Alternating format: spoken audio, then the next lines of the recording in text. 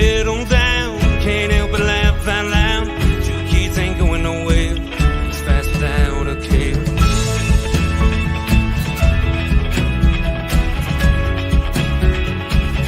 You made my day when you walked and sat down beside me, whispered with your eyes, let's go. You made me say, what's your name, girl, you're lonely. Can I call you if I ever go down this road? And I can't seem to find the thing I wanna say.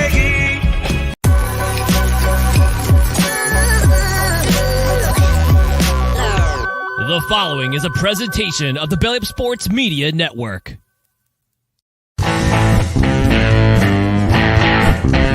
14:20 in the morning, 14 minutes and 20 seconds where the sports talk to get you through your daily commute.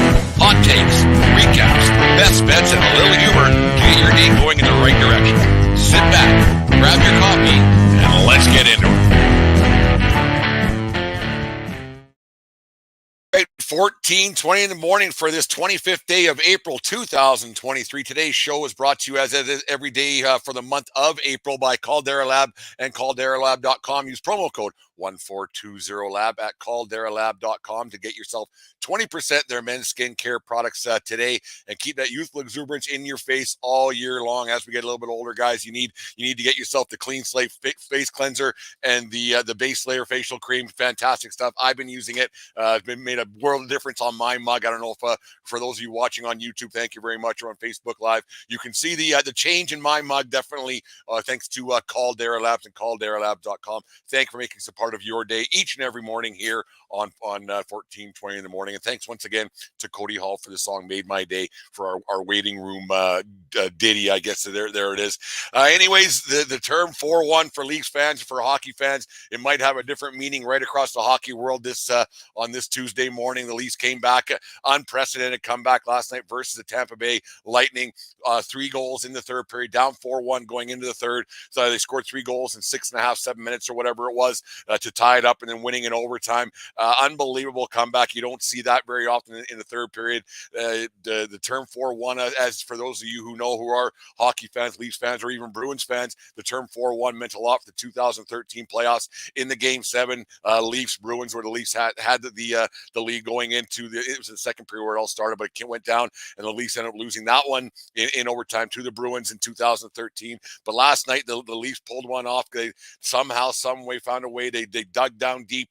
All the terms and all the stupid analogies that people use. They found the sixth sense and everything else to win a hockey game last night. Something that hasn't been there for quite some time with the Leafs, but it's amazing once you win a hockey game. Everybody says that you have that it factor now. I don't know if the Leafs necessarily have that yet. They still haven't won a series yet since 2004, but I'm not going to talk bad about the Leafs on this morning. I'm going to talk good about the Leafs this morning, how they're able to come back, win a couple of games they probably shouldn't have won in Tampa, to have a 3-1 series lead going home to the Scotiabank Arena on Wednesday night, where they're going to have a chance for once again to finish off the series and get something done and move on to the next round, which will probably be against the Boston Bruins. But you got to think that the Leafs fans got to be happy with the performance, how they were able to put things behind them and get the big boys going a little bit, and the big boys scored some goals. Austin Matthews, who's been a really good player in this playoff round, hasn't really been rewarded with a bunch of points so far. Marner has, I think, the lead for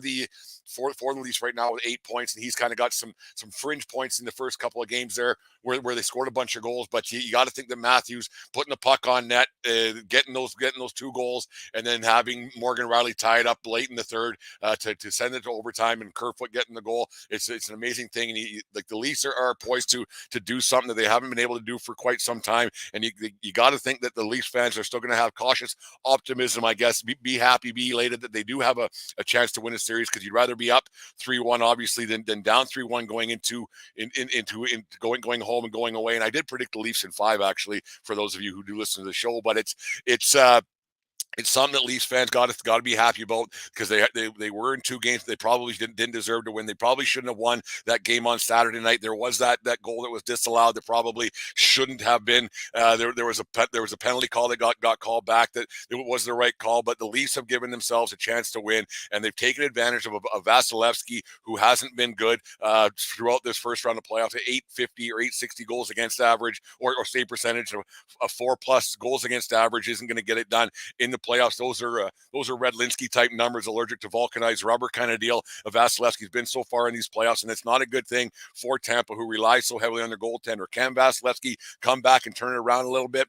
Maybe. Can he be the guy that's done it? He's been the guy who's done it before. He did it to the Leafs just last season when the Leafs had they're up 3-2, and Vasilevsky shut the door for the last 2 games. You got to think he's going to have a game that's going to turn things around for Tampa in the coming days ahead. He's going to have to, no matter what, tomorrow night at Scotiabank. He's going to have to be the guy who's going to have to be a lot better. And it seems goaltending in the playoffs hasn't been that great thus far to a man. You haven't seen any great performances that have been getting things done. You have some guys who've been really good to keep their team in games, as Samsonov has done for the Leafs the last few nights. He's made all the hard ones, a few of the easy, or all the easy ones and a few of the hard ones, and given his team a chance to get back into hockey games as they did in Tampa. And you got to think that eventually Vasilevsky has to put a team on his back and get something done. The Leafs have been to a man, not great, but they've been good enough. The winning games they normally wouldn't win in the playoffs have happened now this season so far. I mean, they're only 4 games in, so you can't really put a whole bunch of stock into it, but it's a much better situation they're in right now. You'd rather be up 3-1 than down 3-1, or even tied at 2, which they were very easily could have been, going down 4-1 going into the third period. The Leafs Nation had to have been a little bit, oh geez, here we go again, because it's such a fine line between winning and losing in the National Hockey League playoffs. No matter what, a bounce here, a bounce there, and all of a sudden it could be 3-1 the other way. You have some games now where Toronto has a couple to waste. They can get it done tomorrow night, but you got to think they would want to get it done tomorrow night, because you don't want to go into a situation where you're going back to Tampa 3-2, a bounce here, a bounce there, and they could be down. Could be a 3-3 situation going back to Toronto, and that hasn't been anybody's friend since 2004. Even you go back to 1993 when they lost Game 7 to the LA Kings. These players now, that doesn't mean anything to them. Like all these analogies of 2004, which I just spoke of, 2013. Most of these players weren't even 10 years old back when all this happened, right? So talking about all the history of the Leafs and everything else, I don't think matters a whole bunch to the Leafs players. You wouldn't think it would matter to Leafs guys, but you got to think that it's in the back of their head, because they get it pounded into their skulls a whole bunch. Leafs, it was a great comeback win last night. A little bit of perseverance, and it'll get things done, like Corey Hart said in the Never Surrender song back in the 80s. But it's to a man, you got to think that Kyle Dubas put together this team. This is his team. It's his stamp on it. He's going out and get a guy like O'Reilly, getting a guy like Giordano, getting a guy like Shen, who have a little bit of experience on their side, and having something to give them some hope to win a playoff round. They're right there. Am I planning the parade yet? No. Am I cautiously optimistic? Yes. Am I much happier? Yes. It's just a situation now where the Leafs have to get it done, have to show that they can. The big boys have to come out for one more game. Nylander's been great too. Let's not forget about him. He's been really, really good throughout these playoffs too. He drew that penalty in overtime last night to give them the chance to get that power play goal. Giordano just throwing it on net, and it seems like that a lot of goals in these playoffs have been going from the outside. A lot of shots. There's traffic in front, but you even look at the game-winning goal that Buster, or Zach, I call him Buster Hyman, that Zach Hyman scored the other night from the outside against the Los Angeles Kings. Like, there's been a lot of outside goals, and I don't know what's going on. These goalies are so big, and why don't they just coming out a little bit more and breaking down the angles and everything else? Like, what do I know about goaltending? There's a reason why I talk in a basement a couple times a week, and I wasn't a very good goalie, but you got to think that the goaltending's got to get better for every team throughout these playoffs. You look at what's going to happen in Edmonton tonight. Who starts in Edmonton tonight when they came back from a 3-0 deficit in the first period? That was a bad start for the Oilers, but they found a way to bounce back. They got some saves. They put Campbell in, and you wonder, do they go back to Skinner tonight, or do they start Campbell tonight? It's a tough situation for the Oilers and what they're going to do there. I think I would go back to Skinner because Campbell, he gets between his own ears a lot, but I would go back to Skinner and say, okay, you got us to this situation. You were great down the stretch, and he's the guy that I would go with for sure for the Edmonton Oilers tonight to try to get that series to 3-2, and they're quite fortunate to be in that one. It's such a fine line between winning and losing in the National Hockey League. A bounce here, a bounce there, and that series could be over both ways. And you look at the Toronto series, how that one could be over both ways as well. Like it's such a fine line between winning and losing. You look at that Seattle series with Colorado, how they're 2-2, and Colorado's going to be going for their playoff lives, and that Seattle team just doesn't quit coming at you. You feel bad for the Winnipeg Jets. They got some injuries. They got Scheifele's another guy to add to the list last night. He's out. He's not coming back, and it's too bad because that Winnipeg team's been built to win something for quite some time. They just haven't been able to put it all together. I wouldn't go as far as saying they've always had the right coach and they've always had the right guy behind the bench, but it seems like they probably should do a little bit of a revamp with their roster and how it's going to go. And that Rangers series, who would have predicted that? I thought that was going to be over in 4, but now that one's a 2-2 series going home, going back to New Jersey. And you got to think Rangers fans and Rangers players alike got to be gripping their sticks and gripping the Battle of the Hudson a little bit tighter than they were 3-4 days ago when it looked like that one's going to go down to 4. But yeah, it's been a really great playoff series around so far. The first round is always so electric, it's so tough to call these games. And anybody who says they're going to get these things 100% right, they're full of crap on a Tuesday morning, because it's such a tough haul to win these games. I like the way Toronto's playing. I think they have a really great shot at doing this. They got to get it done early on. Come back, come out hard on Wednesday night. Find a way to win that game. You don't want to go down. Get to a 3-2 situation and going back to the Amalie Arena in Tampa Bay because all of a sudden it's 3-3 and then who knows, right? Get it done early, score a bunch early, come out hard on Wednesday night and finish this series off in 5 as yours truly predicted, because history is not on the Toronto Maple Leafs side. But like I said earlier on, the players who are on this team now, they don't care about the history. They care about now, and that's something that they got to get in their heads, not to listen to all the talking heads of the Toronto media and the fans and everything else. Like me and Dave talked about it a while ago. You wonder if the Toronto players would rather not be at home for a clinching situation, or because they can't even go for a cup of coffee or to the store for their wife, because you're going to have the entire city of Toronto asking you questions and grilling you about how it's going to go and how it's going to go down. But they put themselves in a situation to win. I didn't think they had it in them. Matthews was he got some shots. That tip in his second goal last night was unbelievable. Just the hand eye on that one was something to behold. And they gave themselves a shot, and that's all you can ask this time of year in the playoffs. And they can get a save or two tomorrow night. I think they might get it done. Vasilevsky, he hasn't been good, and they got to take advantage of it for one more game and see if they can do it.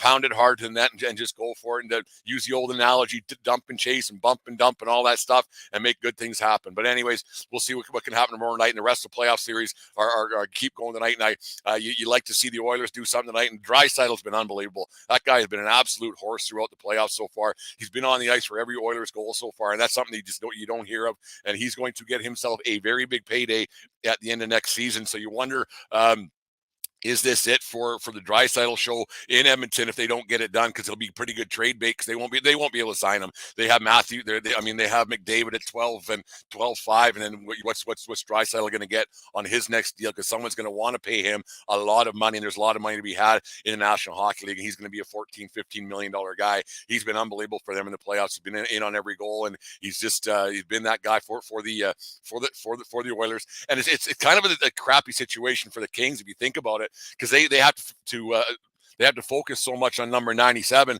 because he's so good on a nightly basis, on a shift by shift basis. So there's 4 Kings in his back pocket all the time, like it's a poker hand. And so now they always forget about Draisaitl out there, and he's kind of been able to freewheel around there.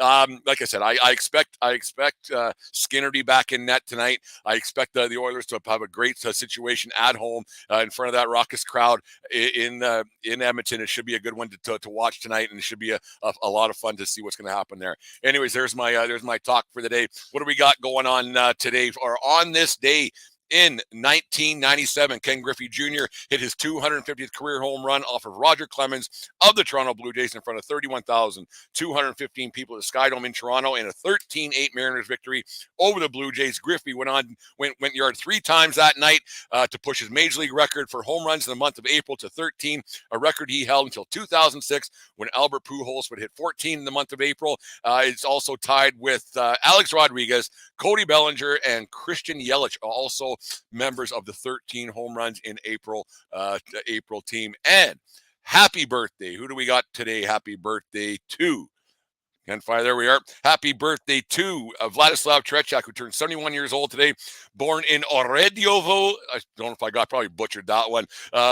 Oretio, Russia, widely considered one of the greatest goaltenders to ever play the game. Tretiak first came into Canadian prominence in 1972 Summit Series. Tretiak would win 3 Olympic gold medals for the Soviet Union in 72, 76, and 84. Retired from hockey in 84. Went in the Hall of Fame in 1989. The first Russian-born player to go into the Hockey Hall of Fame. And like I said, one of the all-time great goaltenders to ever play the game. He was actually the starting goaltender of the Miracle on Ice game. He didn't last. Viktor Tikhonov was the coach for the Russians back then, and he got pulled in the second period, I believe. And I can't remember the guy who took his place, but you don't pull Tretiak. You keep Tretiak in net. Anyways, there's my birthdays and on this day today. Anyways, Dave and I did a show last night. I was on location at a local establishment here in town, so that was a lot of fun having some people come up and say hi as we were recording the show last night. I'm jumping on with Nathan Nguyen of the Belly Up Network, and we're part of the Belly Up Network of shows. Make sure you tune into that show later on. We're going to talk some Oakland baseball. He's a big Oakland fan. He's a bit heartbroken about the move that the A's are having. So I'm going to take him off the ledge a little bit. I'm going to have a chat about some baseball later on today. So make sure you check that show out. Check out all our shows. Subscribe to our YouTube channel, and most of all, make sure you get yourself some skincare products from Caldera Labs and calderalab.com. There's still 6 days left in our sponsorship deal with them, so take advantage of the promo code 1420lab at calderalab.com. Just says in the ticker down below. Been a lot of fun this morning. We got a lot going on here at World Headquarters, so make sure you tune into all of our shows. You can listen to old ones too, right? We're not really in a chronological order. The 1420 in the morning shows are a little bit, so maybe if you don't hear this one over and often, they can get a little bit old, but also a lot of our other shows have a lot of good humor on them, so make sure you give those ones a listen to later on today and get things going for us here at 1420 World Headquarters. Anyways, thank you very much for listening. For those who are watching on YouTube and Facebook Live this morning, thank you very much for listening, and make sure you download some shows later on today. And remember, as always, it doesn't matter where you are, it's who you're with. Have a good day, folks, and we'll talk to you tomorrow. You just listened to the 1420 Sports Bar Podcast. 4 beer with sports talk and a whole lot more. We are part of the Belly Up Media Network. Let's get into it.